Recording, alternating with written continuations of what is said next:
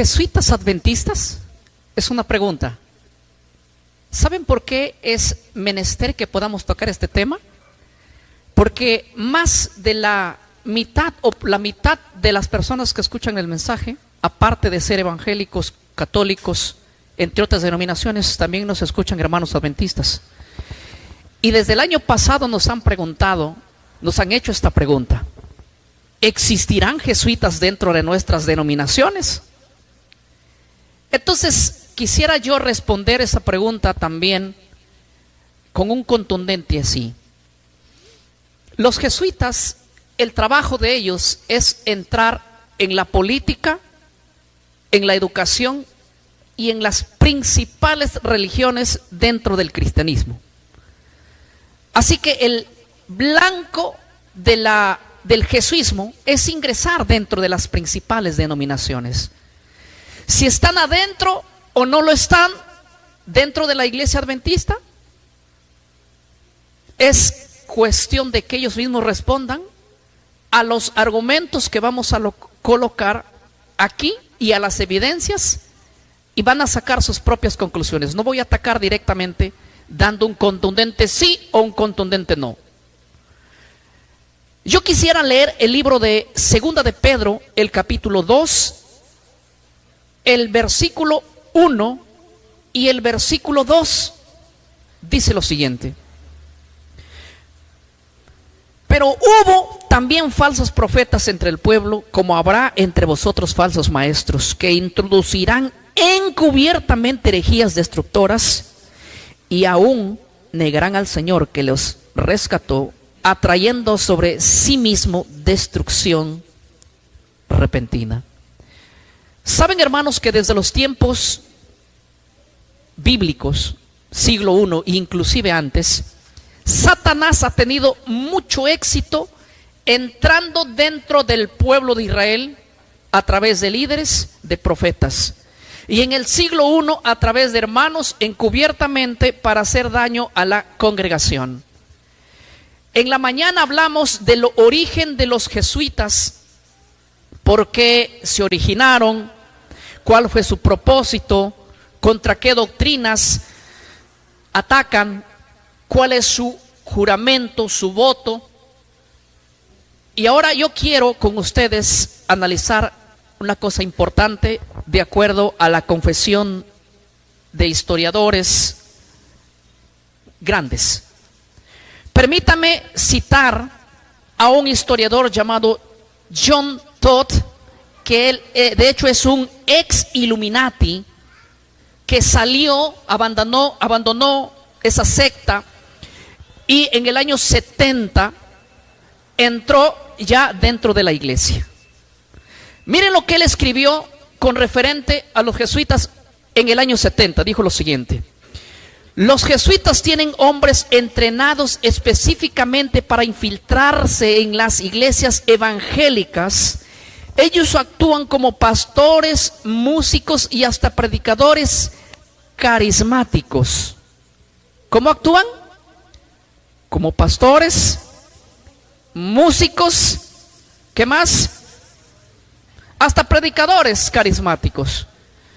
Todo predicador carismático, en el sentido de que no ataca al enemigo de Roma, sino que trae a la iglesia ecumenismo, es una de las características principales para conocer que el jesuismo está allí.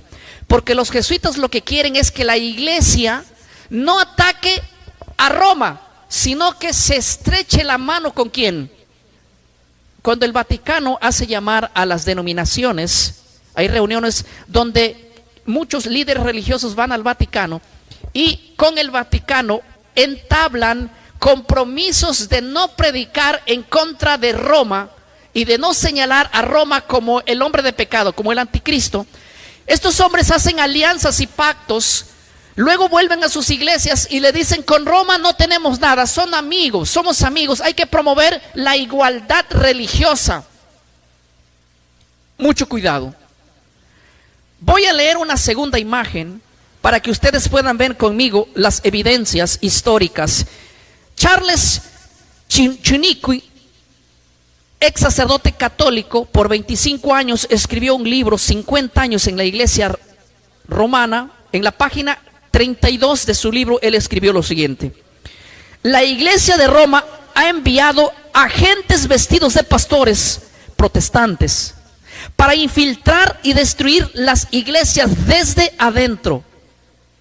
Los historiadores han dicho que Roma ha preparado hombres jesuitas. Los jesuitas son gente muy preparada, y han entrado a las iglesias y han escalado puestos y ahora son pastores dentro de las iglesias evangélicas de toda clase, con un solo propósito. ¿Y cuál es el propósito? Destruir la iglesia desde adentro. Y yo voy a señalar ciertas doctrinas que han traído, qué doctrinas han cambiado, y esas doctrinas que se están predicando ahora traen ecumenismo, o sea, ya no atacan a Roma. Ya no dicen que Roma es el enemigo. Recuerden que los jesuitas, su intención de ellos es ir al protestantismo a decir que el protestantismo no debe atacar a Roma como el cuerno pequeño. El cuerno pequeño no es Roma, el anticristo no es Roma. Ese es el propósito, y así que todos somos aquí lo mismo. Seas presbiteriano, testigo, mormón, reformado, adventista, lo que sea, todos somos igual. No hay que atacarnos a nadie. Hay que tener la igualdad religiosa. ¿Qué igualdad religiosa? La Biblia dice que el hombre de pecado surgió de la cuarta bestia, que es Roma, que cambió la ley de Dios, que por años obstaculizó el evangelio, que cambió la doctrina, que cambió muchas cosas escritas. Nosotros no podemos en ese sentido aliarnos a un ecumenismo con Roma. Pero hoy hay pastores infiltrados desde los años 70 y antes inclusive, más con fuerza, dentro de las iglesias evangélicas. Eso está muy bien documentado, porque cada fuente que estoy presentando, ahí está el link para que ustedes vayan a analizar. Ahora paso a otra imagen de Eric Young. Es un autor de un libro muy bueno. Escuchen lo que él dice. Los jesuitas han infiltrado, escuchen bien, la Convención Bautista del Sur, la Asamblea de Dios, la Iglesia Luterana, los Adventistas del Séptimo Día y otros. Miren que él cómo confesaba que iglesias ya habían entrado. Dice lo siguiente: su misión es ecumenizar y neutralizar. ¿Cuál es su misión? No ataquemos a Roma. Somos todos ecuménicos. ¿Neutralizar qué? Neutralizar el ataque de las doctrinas de la iglesia evangélica contra Roma. Ahora no, ahora ya no se habla en contra de eso. ¿Y quiénes han entrado? Los jesuitas, para hacer ese trabajo. Porque ahora ellos, como líderes y como dirigentes, pues van a ordenar que esos temas no se hagan. Ahora, permítame ir a una imagen que viene. Esta es una declaración terrible que hace un jesuita, que dejó el jesuismo. Este hombre es Rivera, el cual dice lo siguiente. Él dice en primera persona. Alberto Rivera dice lo siguiente: fui entrenado en Roma para infiltrar iglesias evangélicas. Nos enseñaron a disfrazarnos como cristianos nacidos de nuevo, entrar en seminarios y escalar posiciones. ¿Qué cosa dice Alberto Rivera? Alberto Rivera es un hombre que era jesuita por años, y cuando él abandonó el jesuismo, vimos en la mañana cómo lo persiguieron, quisieron envenenarlo en varias veces, y él se libró de la muerte hasta que finalmente lo mataron envenenado. Este personaje, él cuenta su testimonio en los libros que él escribió y dice: yo fui entrenado para infiltrar iglesias evangélicas, nos enseñaron a disfrazarnos como cristianos nacidos de nuevo.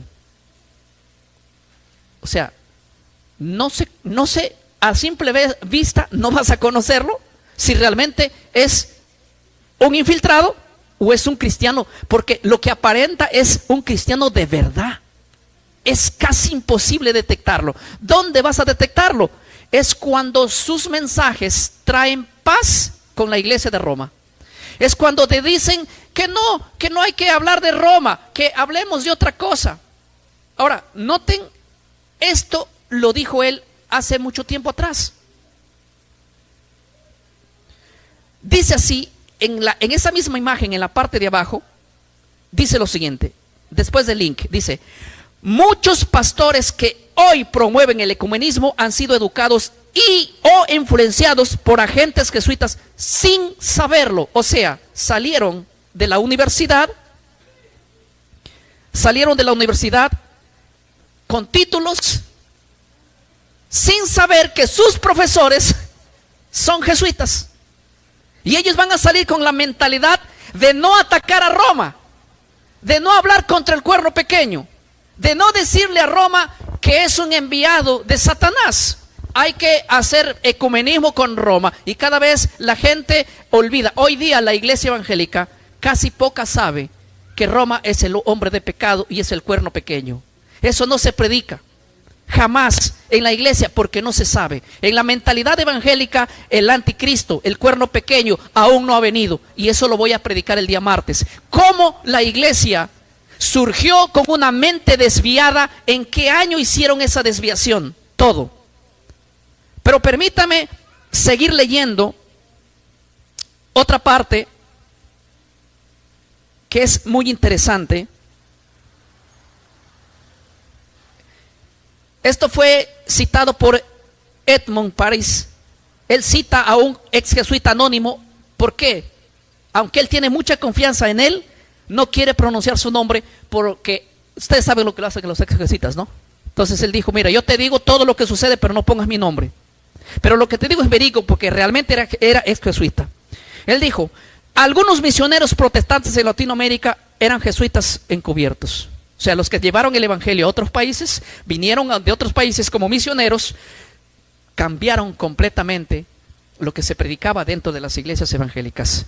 El Vaticano envió misioneros evangélicos, entre comillas, pero eran católicos, con la mentalidad católica, pero con la apariencia, ¿qué? Evangélica. Y ellos cambiaron muchísimas cosas dentro de la iglesia que vamos a ver en los días que vienen.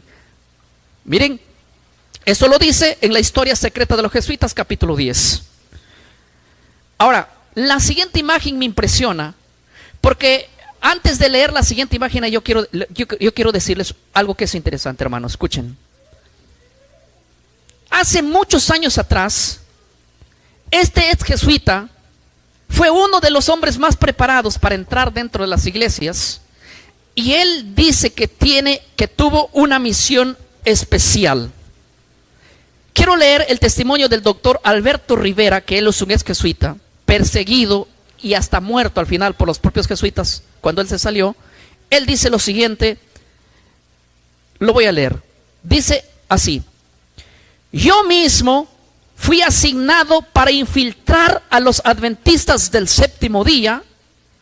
Nuestra meta era hacerlos abandonar su mensaje profético y unirlos al ecumenismo. ¿Cuál es Alberto Rivera, que es un ex jesuita? Él cuenta en su testimonio, en sus libros que escribió, ahí está la fuente para que ustedes puedan verlo. Él dice: yo mismo fui asignado para infiltrar a los adventistas del séptimo día. Nuestra meta era hacerlos abandonar su mensaje profético y unirlos al ecumenismo. Oigan, dos cosas interesantes que cuenta este ex jesuita. Dice lo siguiente: quiero hacer una pregunta así. ¿Por qué creen ustedes que los jesuitas se interesaron tanto por infiltrar la iglesia adventista del séptimo día? ¿Quieren que les diga por qué? Porque su interés de ellos fue porque es una de las pocas denominaciones más influyentes en el cristianismo que sostiene que el hombre de pecado, que el cuerno pequeño es el que tiene su sede central en Roma, en el Vaticano. O sea, quiere decir que la línea profética que sostiene la iglesia adventista es historicista. Ellos no son preteristas, ni futuristas, ni dispensacionalistas, son historicistas. Entonces, ser historicista y desmentirle a Roma, porque ellos siguieron la creencia de Lutero, de Calvino, de Zwingli, de Newton, de Hus, y todos ellos murieron denunciando que el papado era el hombre de pecado. Y una de las iglesias más conservadoras que ha tenido ese mensaje siempre puntual ha sido la Iglesia Adventista del Séptimo Día. Me comunicaba con hombres que tienen 70 años en esa iglesia. ¿Y saben lo que me cuentan? Antes, por 20, 30 años atrás, se hacía eventos de un mes en carpas y se hablaba todos los temas en cuanto a profecía. Y hoy hablar de esos temas es casi un peligro, porque nos han dicho que esos temas no se deben hablar porque son temas de alarma. O sea, dentro del testimonio del doctor Alberto dice: yo mismo fui asignado para infiltrarme en la iglesia y nuestra meta era abandonar su mensaje profético. Yo no voy a decir si dentro de la iglesia adventista hay jesuitas o no los hay, pero yo quiero preguntarles y decirles de una manera muy clara a todos los que nos van a ver y nos han preguntado: ¿ha cambiado el mensaje o sigue siendo el mismo? Si ha cambiado el mensaje, con toda seguridad debo decir que sí hay jesuismo dentro. Y si no, si siguen denunciando y estos temas siguen siendo puntuales como han sido siempre hace 30, 40 o 50 años atrás, ustedes no tienen ninguna influencia. Pero déjenme decirles que aquí hay un ex jesuita diciendo que hay gente capacitada para infiltrarla. Y él, Alberto Rivera, señala 7 puntos que iban a atacar entrando a la iglesia adventista. Yo voy a hablar el próximo tema de cómo los jesuitas entraron a la iglesia evangélica. Pero este tema específicamente es mostrar cuál sería el ataque entrando a la iglesia adventista. Y juzguen por ellos mismos, que juzguen si esto pasa en su iglesia o no pasa. Y ellos mismos deben responder si es que hay infiltración o no hay infiltración. Primer punto a atacar. Esto era eliminar el mensaje profético de los 3 ángeles. Estoy en lo siguiente. Eliminar el mensaje profético de los 3 ángeles. De Apocalipsis 14, 6 al 12. Dice él, el propio Rivera dice: nuestra misión era neutralizar la voz profética de los adventistas. Su mensaje del juicio y del sábado era un obstáculo para el ecumenismo. ¿Cuáles son los 2 temas? Hermano, el mensaje de los 3 ángeles está en Apocalipsis 14, del 6 en adelante. ¿Y saben lo que dice? Es un ataque contra Roma. Es un ataque contra, porque Apocalipsis 14 dice que hay que volver a la ley de Dios, adorar a Dios, y a Él solo hay que temerlo. Apocalipsis 14, del 6 en adelante, dice que nadie debe estar dentro de Babilonia, hablando de las doctrinas católicas. Y tercero, dice que si alguno no deja esas prácticas, el juicio de Dios caerá sobre ellas. O sea, era contundente un mensaje así de la iglesia. Entonces los jesuitas dijeron: lo primero que tenemos que hacer es, entrando a la iglesia, es, ¿qué cosa? Desarticular el mensaje profético que ellos tienen. ¿Y cuál es el mensaje profético que ellos tienen? Atacar a Roma, atacar al Vaticano, atacar directamente al cuerno pequeño y al sábado, porque el sábado es un obstáculo para el ecumenismo. Yo les hago una pregunta: ¿tendría algún problema la iglesia evangélica, Cuadrangular, Movimiento Misionero Mundial, entre otras iglesias, unirse a Roma? No, porque Roma es dominical y todas las iglesias evangélicas son dominicales. Hay ecumenismo, claro. Pero ¿cuál es la iglesia que no dice eso? Dice: no, nosotros somos sábado. Es la iglesia adventista.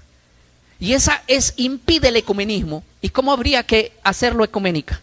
Era entrando para que el sábado sea atacado. Escuchen bien lo que voy a decir. Yo voy a mostrar más adelante de qué manera neutralizaron al sábado. ¿Sí? Tú dirás: no, pero todas las iglesias adventistas hoy guardan el sábado. Sí, pero eso no era el punto. El punto era otro. Y ahora yo voy a mostrar cómo es que Rivera enseña de qué manera iban a hacer con el sábado, de qué manera le iban a atacar. No iban a dejar que el pueblo no siga creyendo eso. Algo más interesante. Voy a ir al punto 2. ¿Qué más tenían que atacar ellos? Dice así: Desacreditar el don profético de Elena de White. Escuchen bien, los escritos de la señora White eran un peligro para Roma, dice él. Habían que infiltrarse para cuestionarlos desde adentro. Ahora escuchen bien lo que voy a decir, es interesante. Esto es interesante. Una de las escritoras del siglo XIX, llamada Elena Arnold de White, escribió algunos libros. Dentro de esos libros, algunos específicamente puntuales, donde atacaría a Roma como el cuerno pequeño. Uno de esos libros donde ella cuenta toda la historia, ¿sí?, es el libro del conflicto de los siglos. Ahora, agentes muy preparados, jesuitas, debían entrar a la iglesia, convertirse en miembros y desde adentro querer decir que no hay que, esos libros no hay que hacerlos que circulen con la fuerza que tienen en su mensaje original. Yo voy a mostrar evidencias. Escuchen bien lo que voy a mostrar, evidencias. Más adelante, en este mismo tema, voy a mostrar evidencias. ¿Cómo es el libro que denuncia al cuerno pequeño, al papado como el cuerno pequeño, y como a la ramera de Apocalipsis 17, como el hombre de pecado, como el que está en Roma, ha sido quitado de este libro que se llama El conflicto de los siglos? Y quieren que le diga una cosa interesante. El conflicto de los siglos del año 1888, en su versión que tenía, es un libro original donde ataca a Roma directamente. Pero en la versión 2011 han sacado cosas que también les voy a mostrar la evidencia que no están ya. La pregunta es, ¿quién lo hizo? ¿Por qué lo hicieron? Pero lo que está diciendo Alberto Rivera es: nuestra preparación fue entrar a la iglesia y cuestionarla desde adentro. O sea, adventistas o aparente adventistas disfrazarse y decir: oigan, estos libros de aquí adentro, sobre todo lo que ataca a Roma, tenían que extirparlo o tal vez livianizarlo o tal vez suprimirlo, quién sabe. Lo importante es que no se ataque a Roma como el cuerno pequeño. Estoy siendo claro aquí, ¿verdad? Ahora, si ellos creen que Elena de White es inspirada, es problema de ellos. Yo creo que la Biblia es la única inspirada. Pero yo creo que sospechosamente, si Elena de White habló y condenó al cuerno pequeño como el papado, ellos lo que querían hacer era decir eso, querían evitar. Y para hacer eso tenían que entrar adentro y hacer ese tipo de trabajo. Ese es el punto que Rivera dice. Nuestra intención, porque era un peligro para Roma, sí, los escritos de la señora White dicen eran un peligro para Roma y había que infiltrarnos para cuestionarlos desde adentro. Yo les hago una pregunta. Los de afuera no van a poder quitarlo, pero los de adentro. Y ahora yo les hago una pregunta a todos los hermanos adventistas que dicen: en nuestra iglesia hay jesuismo o no hay jesuismo.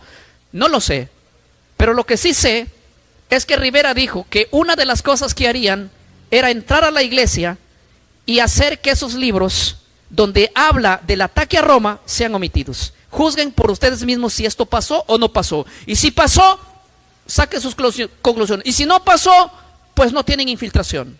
Simple, no podemos discutir más allá de eso. Punto 3. Introducir el ecumenismo y promover la unidad con Roma. ¿Dónde debían hacer eso? Dentro de la iglesia adventista. Debíamos hacerlos ver que Roma ya no era una amenaza. Había que promover la unidad cristiana dentro de las iglesias, ¿qué? Adventistas. Ahora, es interesante, pero en muchas partes, yo ayer conversaba con un hermano que es adventista y yo le hacía una pregunta puntual. Yo le decía: dentro de las iglesias que ustedes tienen, ¿están promoviendo el ecumenismo? Y me decía: en gran parte sí. En gran parte ya no se ataca a Roma, ya no se predica contra Roma, ya no se hacen esos temas fuertes. Y en gran parte pareciera que hay un ecumenismo. Yo no lo sé porque yo no formo parte de la iglesia adventista, ni sé cómo funciona, pero los que pueden sacar esas conclusiones son ellos mismos. Solo lo estoy aquí leyendo cuáles serían las cosas que haría cuando entrarían los jesuitas ahí. Punto 4. Cambiar las versiones bíblicas usadas en los púlpitos. Se nos ordenó introducir versiones de la Biblia manipuladas, como la Nueva Biblia de las Américas y otras traducciones que favorecen a Roma. Y créame que hay Biblias dentro de la iglesia, o dentro por lo menos de la mentalidad del jesuismo, que hay Biblias acomodadas para defender a Roma, donde no se ataca a Roma directamente. Biblias donde han cambiado al pie de página muchos textos para cada vez que se dirija al hombre de pecado, al cuerno pequeño, se dirija a Antíoco Epífanes, a Nerón, a los Césares, pero a Roma no. Roma es inocente. Estoy siendo claro, y hay muchas versiones de la Biblia que así traducen. Y esas versiones de la Biblia les conviene a ellos usarlas o meterlas para que la gente, su mentalidad se desvíe y así puedan llegar a un ecumenismo. Doctrina punto número 5. Escuchen bien. Atacar la doctrina del santuario celestial o el juicio investigador. Estas doctrinas, escuchen lo que dice. Esas doctrinas debían ser ridiculizadas y presentadas como obsoletas por teólogos entrenados. ¿De dónde? De Roma. ¿Quieren que le diga una cosa? La iglesia adventista sostiene una doctrina que es la doctrina del juicio investigador, una doctrina que es la doctrina del santuario. Es una doctrina que más lo predican ellos. En la iglesia evangélica muy poco se toca esos temas, es más, en gran parte no se conoce. Tengo un amigo que él es estudiante de la Biblia, muy bueno, y critica mucho a las denominaciones, mucho. Y un día lo escuché predicar a él sobre la doctrina de la profecía, o sea, decía él, la doctrina de las 2300 tardes y mañanas de Daniel capítulo 8 es una mentira y una mentira y una mentira. Yo le llamé por teléfono en privado, a él es un amigo mío, y le hice una pregunta simple y sencilla. ¿Tú consideras que la doctrina de la profecía de las 2300 tardes y mañanas, como la plantea la iglesia adventista, es falsa? Muy bien. Mi primera pregunta es, ¿dónde inicia la profecía de las 2300 tardes y mañanas y dónde termina? ¿Y saben lo que me responde? La verdad yo no sé dónde comienza y dónde termina, no he estudiado esa doctrina. Yo le dije una cosa, es que a mí me parece lo más absurdo criticar una doctrina sin saber ni siquiera el origen. O sea, si yo critico una doctrina, tengo que saber que esa doctrina yo la manejo y decir, miren, está mal esa doctrina, esta es la verdadera. Yo presento una evidencia, una fecha, esto, aquello.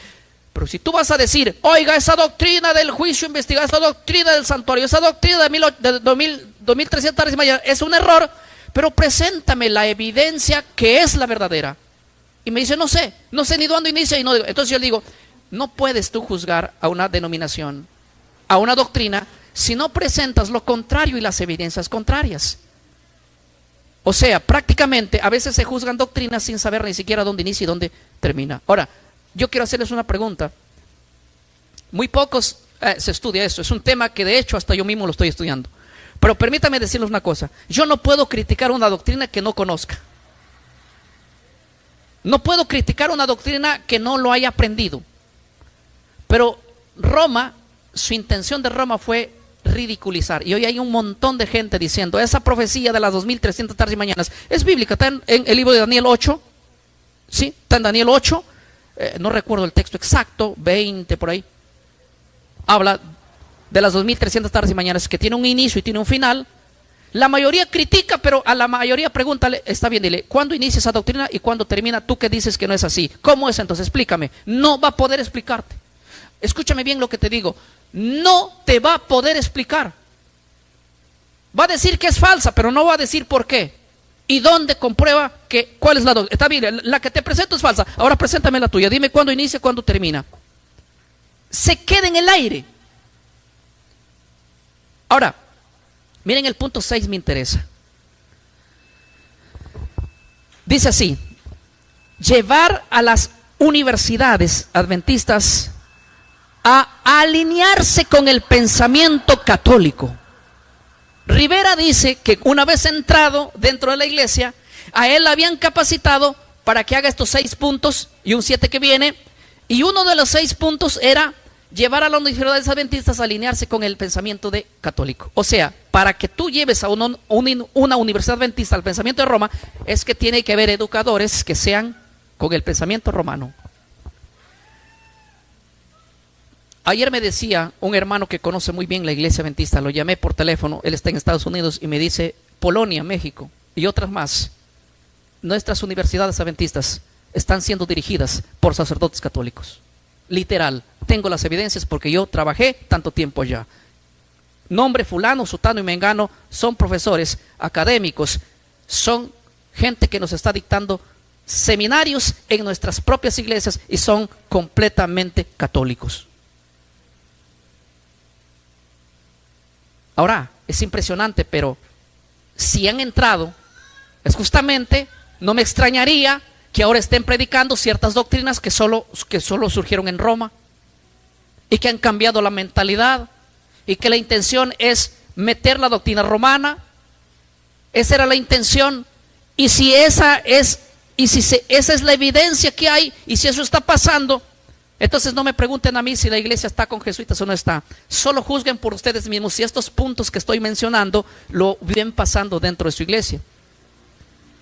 Yo no voy a decir si está o no está, porque yo no sé lo que pasa allá adentro. Simplemente estoy leyendo 6 puntos que ellos harían, y ahora digan ustedes, ¿está pasando eso? No lo sé. Ustedes deben saber si sí o no. Pero noten que el punto de la doctrina del sábado y del domingo no era un punto de hacerlo abandonar a la iglesia de la observancia del Shabbat, sino de otra manera. Como yo les dije, miren, yo les hago una pregunta: ¿la iglesia adventista ha cambiado su método de decir hoy día el día del Señor es el domingo, o dicen que es el sábado?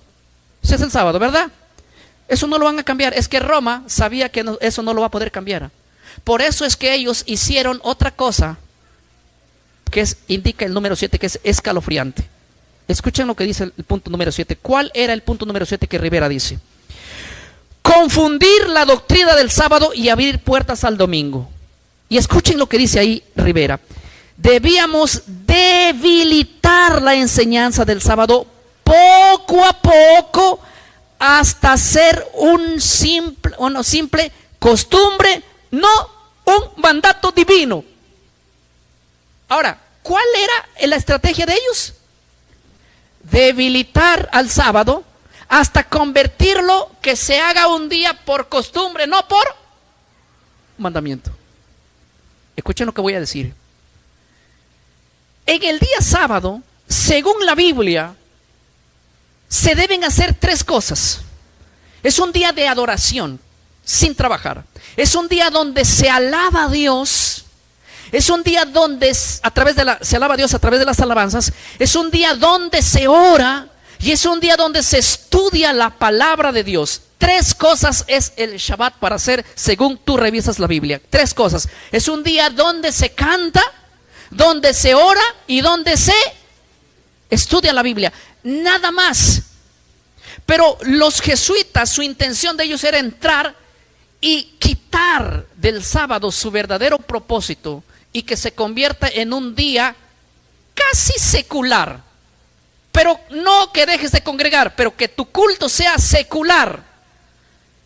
He ido a México, a República Dominicana, a España, a Bolivia y a otros países. Y en cada evento que hago vienen hermanos adventistas. También ellos vienen, escuchan que voy a estar y vienen.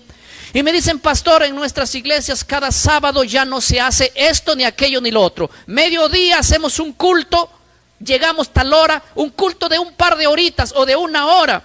Y a veces ni eso, porque se agarran aquí los jóvenes a desfilar, a embanderarse, a celebrar marchas, a hacer aquello, el otro. Culto no hay. Hoy día hay celebración, cada sábado hay una celebración de un aniversario, el otro sábado nos vamos por otro aniversario, el otro sábado el día de la pañoleta, el día de la Biblia, el día del pastor, el día de no sé de qué cosa.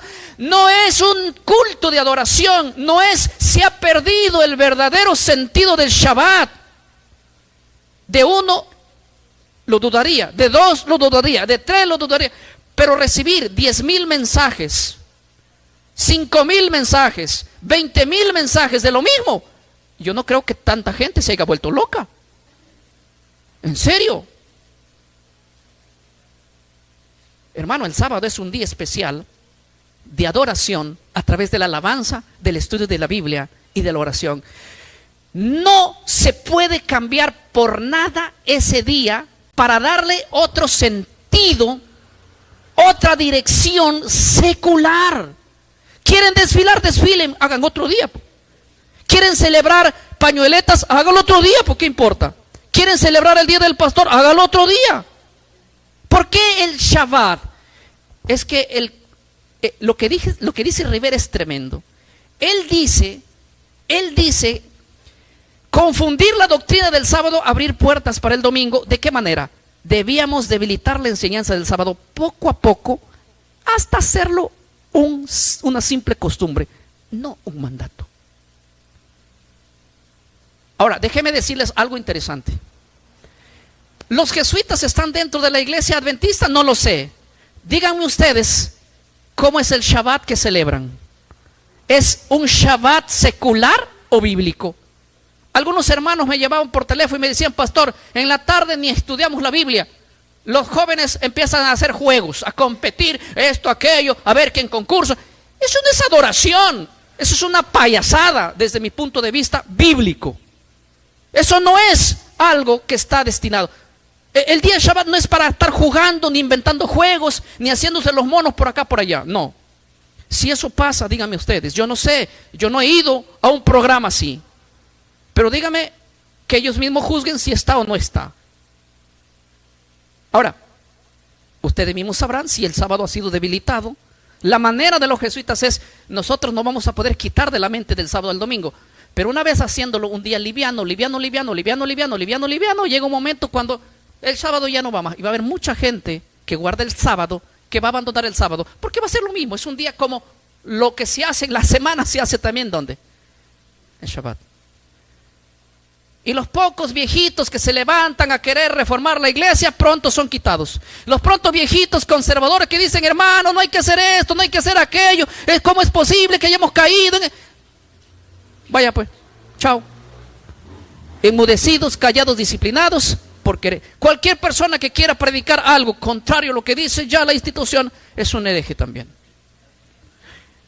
A mí me han escrito muchísima gente que ha querido hacer cosas de, ¿cómo se puede decir?, reformarla, y han sido excluidos. No sé por qué está pasando eso. Juzguen ustedes mismos si es que eso ha pasado. Ahora voy a presentar, si ustedes quieren estudiar estos puntos, voy a presentar allí en qué folleto están los 7 puntos sobre los adventistas. Ahí está, en un folleto llamado La Fuerza, parte 4 de la serie de Alberto. Ahí está el link para que puedan ustedes verificarlo. Si quieren copiarlo, háganlo allí. Está la fuente original. Yo he puesto solamente los fragmentos. Ustedes van a leer más allá de eso, porque en realidad lo que cuenta Alberto es tremendo. Ahora, ¿saben que la imagen que voy a presentar a continuación habla de Rivera? Rivera predijo su muerte. Yo se los dije en la mañana. Este personaje fue jesuita que hizo todas estas declaraciones y expuso la intención de los jesuitas. Haciendo estas declaraciones, él predijo su muerte. ¿Saben lo que dijo? Él dijo así: en varios folletos, especialmente La Fuerza y El Cuarto Hombre, Rivera afirmó los jesuitas buscarían matarlo y que no moriría de muerte natural, sino por ser un objeto, ¿qué cosa? Del Vaticano. O sea, Rivera, en varios folletos que escribió, él dijo: yo voy a morir a manos del Vaticano. Y aunque él en sus libros cuenta haberse librado varias veces de la muerte, en ciertas ocasiones se libró de ser envenenado, en otras de ser muerto, pero lastimosamente Alberto murió, y murió por una dosis de envenenamiento largo. Es algo, un medicamento que te dan, el cual no te mata en el instante, pero te va matando poco a poco y no tiene cura. Miren lo que dice la versión de sus seguidores en el libro Chic Publicaciones. Dice lo siguiente: creemos que Alberto Rivera fue asesinado lentamente por el Vaticano mediante envenenamiento prolongado. Él había advertido que la Compañía de Jesús intentarían, ¿qué cosa? Silenciarlo, y lo hicieron. Así murió él, pero haciendo fuertes declaraciones y advirtiendo a la iglesia de que los jesuitas se introducirían a hacer estos cambios dentro de las distintas denominaciones. Y en este caso nos tocó hablar de la infiltración de jesuitas dentro de la iglesia adventista. Ellos pueden decir: el pastor Ortiz está atacando. Yo no estoy atacando, estoy leyendo la declaración de un jesuita. Y si está pasando eso en tu iglesia, ¿es la respuesta de jesuita? No lo sé. Al principio yo les enseñé, yo predicaba, hacía un evento en la ciudad de Bolivia, en Santa Cruz. Estábamos haciendo un evento de grabaciones, y el último día se acercó a mí el equipo de la red Ha de Venir, del pastor que dirige el pastor David Gates, y el equipo de trabajo de él me regaló un libro llamado El conflicto de los siglos, ahí en Bolivia. Y ese libro yo lo tengo en casa, es un libro muy bonito, con imágenes todos. Entonces, ayer yo tenía en mi mentalidad, leyendo en internet varias cosas. Entonces dije, bueno, qué mejor conversar con un hombre que conozca más de este punto. Agarré el teléfono, conversé con el pastor que dirige la red Ha de Venir. Es una red mundial, de hecho, en Bolivia. Lo llamé y él me contestó, porque es un amigo mío. Y yo le hice una pregunta puntual y le dije: mira, el equipo de la red Ha de Venir me regaló un libro que se llama El conflicto de los siglos, el cual yo te quiero hacer una pregunta puntual, directamente y a la yugular. Dime tú, el libro que tú me regalaste, que tu equipo me regaló, ¿es el libro de la versión original o es un libro de la versión ya no original? Y yo quiero leer aquí una imagen. Escuchen lo que dice esta imagen: la versión original del conflicto de los siglos. Después de hacer esta investigación, yo tomé el teléfono y lo llamé. ¿Y saben lo que dice esta publicación? Es una versión original del conflicto de los siglos. Dice: escrito por Elena Hardol de Huay, publicado en 1888, revisada en 1911. Dice lo siguiente: esto dice así: identifica claramente al papado como el anticristo en ese libro. Ejemplo contundente, como dice ese libro, el Papa ha usurpado la autoridad de Dios y se ha sentado en el templo de Dios como si fuera Dios. Esto lo dice en El conflicto de los siglos, capítulo 25, la edición original de 1911. ¿Identifica claramente al papado o no? Sí. Ahora, escuchen, voy a ir a la siguiente imagen. Miren lo que dice. La versión abreviada se llama La Gran Esperanza, El conflicto de los siglos, La Gran Esperanza, publicada en el 2011. Tiene un pequeñito problemita. ¿Saben cuál es el pequeñito? Que no es pequeñito, es problemón. Miren lo que dice. Publicada por la Conferencia General de los Adventistas del Séptimo Día como resumen del conflicto de los siglos. Miren las cosas que están suprimidas. Suprimieron muchos capítulos proféticos, especialmente los que, identificaban al papado como el cuerno pequeño. Está borrado. Donde llamaban al papa el hombre de pecado o anticristo, está borrado. Donde describen a Roma como la ramera de Apocalipsis, no existe. Qué sospechoso que en la versión 2011, donde se atacaba al papado, toda esa parte lo han omitido. Alguien podrá decir, pastor, estás mintiendo, porque lo que puedas encontrar en las investigaciones de los libros sean mentiras. Está bien, por eso, justamente por eso, me tuve que cerciorar y llamar a alguien que conoce profundamente de este tema. Y él me dijo, es verdad, se ha suprimido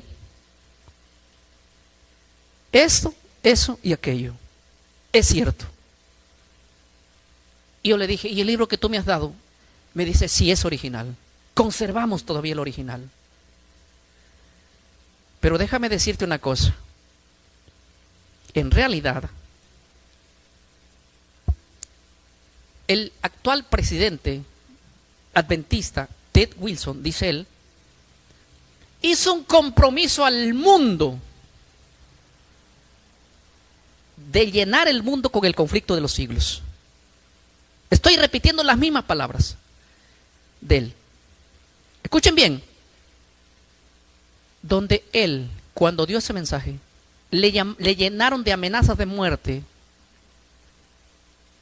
porque ese libro era muy peligroso para el mundo. Así que él, comprometido a dar al mundo el mensaje, él tuvo que suprimir la parte justamente que estás tocando, para que esa promesa no sea rota y el conflicto de los siglos sí ha llevado a todo rincón, pero menos la parte que atacaba directamente al hombre de pecado. Si esa versión es cierta, déjenme decirles que Ted Wilson es el hombre más cobarde que puedo conocer. Porque todo hombre debe hablar la verdad aunque le venga encima el mundo. Pero si esa no sé, no estoy sumando ni restando nada. Ahora alguien puede decir, no, pero eso lo dijo David y David no está bien con la iglesia. Muy bien, llamé a otro que sí está bien. Hablé con él, que es amigo y tiene una influencia y un ministerio gigantesco. Yo le dije, mira, lo que tú me digas, yo no voy a decir que tu nombre, por cuidar tu imagen.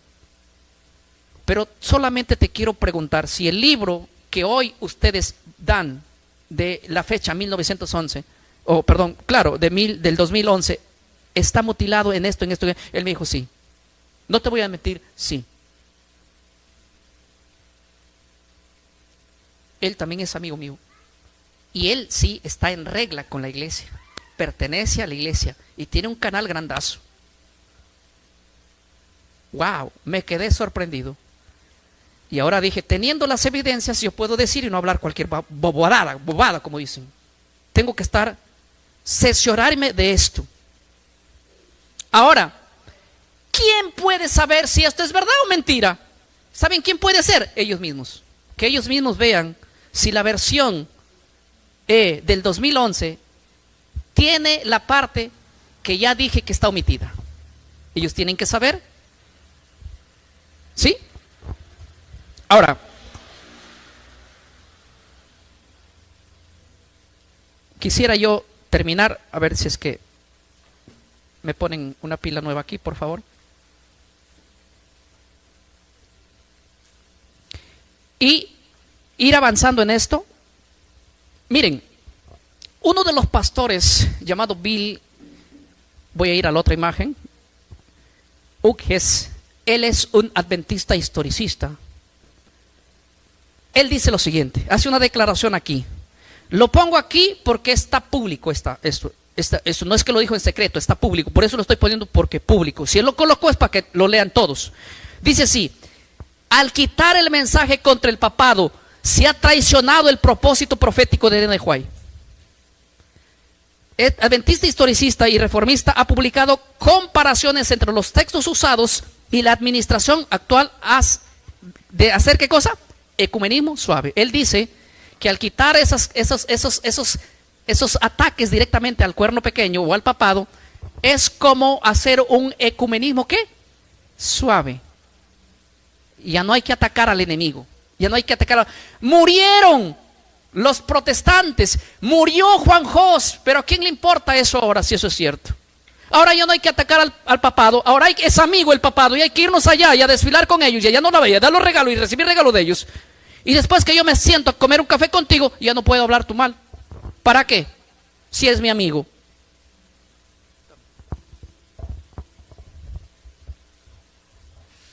Ahora, miren, sobre la versión abreviada, La Gran Esperanza, que es la publicación del 2011, ¿qué ha dicho, qué ha respondido la Iglesia Adventista con respecto a la omisión? Esto es lo que dice. Escuchen bien.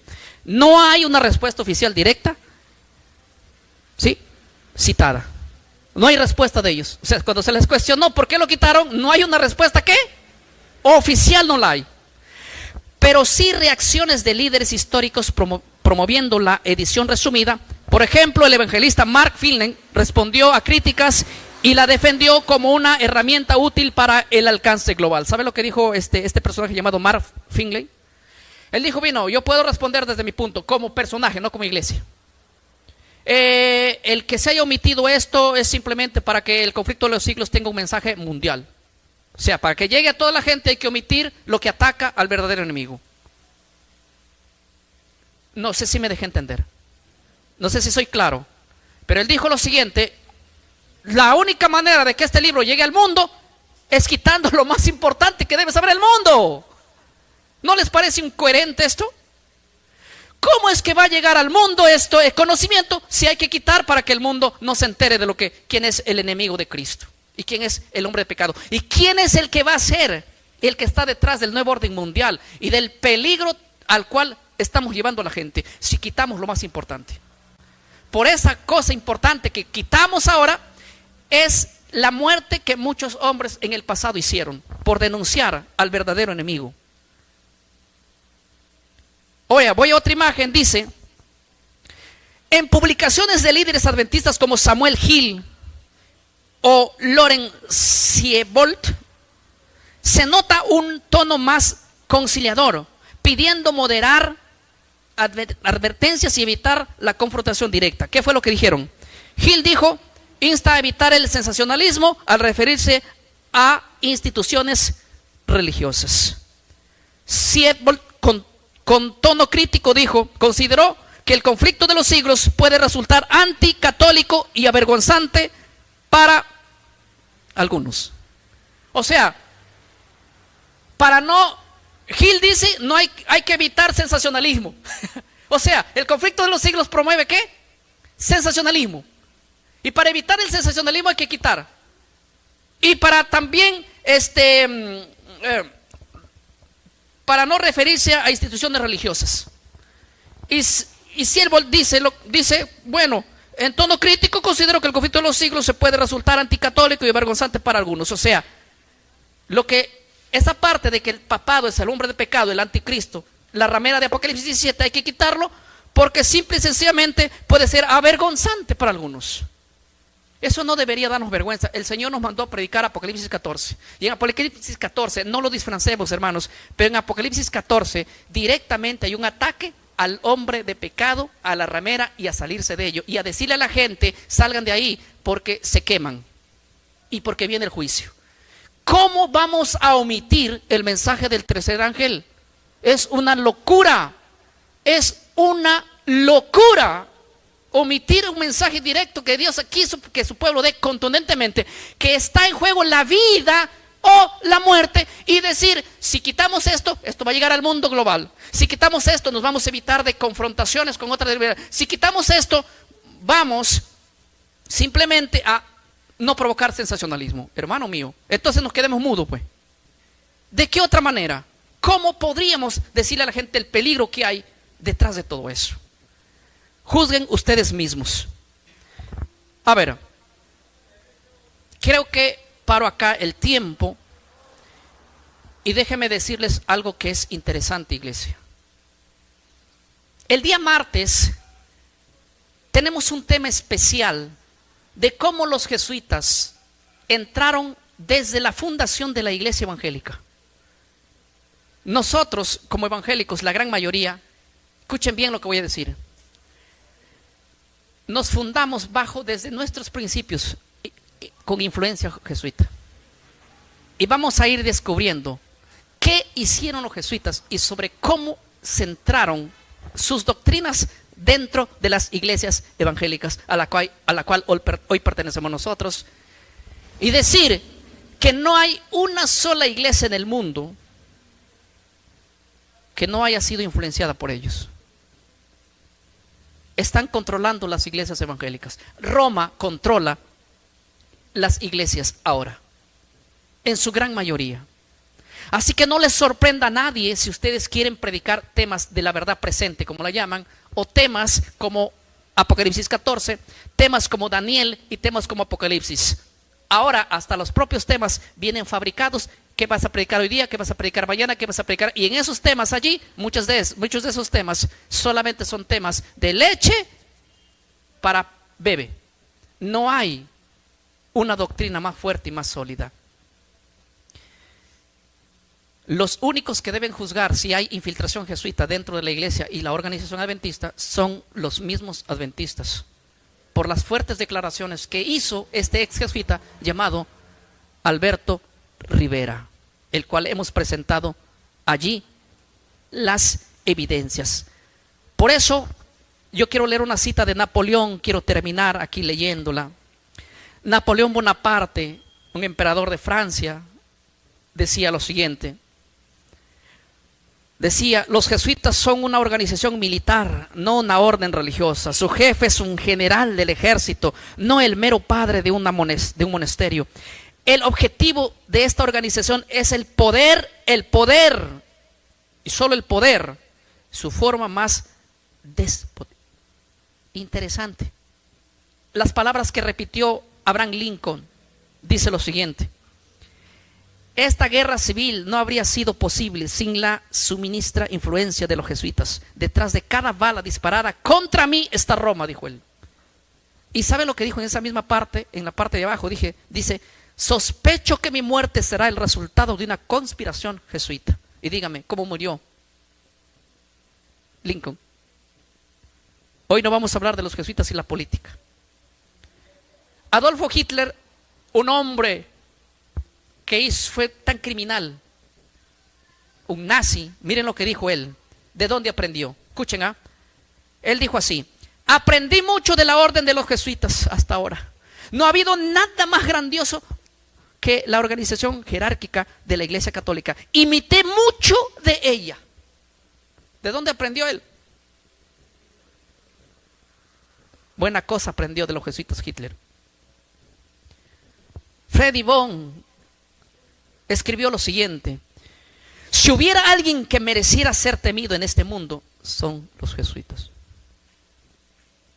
Wow, este hombre que es un gran filósofo alemán, él dijo bien clarito. John Adams dijo lo siguiente, también fue presidente de los Estados Unidos, dijo: los jesuitas son una amenaza para la libertad. Ellos se infiltran en el gobierno y destruyen repúblicas desde adentro. No solo están en la iglesia, no solo están en la educación, también están en la política. Y tenemos suficientes evidencias para hablar de esto, para hablar de la caída de las Torres Gemelas, para hablar del hundimiento del Titanic y de muchas cosas que nosotros nos muestran una cosa y por atrás hay asuntos tan de intereses que ellos buscan. En otras palabras, el jesuismo lo que busca es poder, poder y poder donde llega, en la educación, en la iglesia o en la política. Y ni hablar de cómo han influenciado al mundo, de todas las empresas más grandes que mueven y que controlan, están detrás los jesuitas. Y pronto, déjenme decirles que Roma será una potencia mundial de nuevo. Una iglesia, una religión, y todo lo que tendremos que hablar sobre el nuevo orden mundial. Pero esto será asunto de otro tema. Que Dios nos ayude en su misericordia a librarnos de estos agentes del enemigo. Y que Dios ponga la paz en nuestros corazones. Dios los bendiga, hermanos, en esta tarde. En el nombre del Señor. Amén.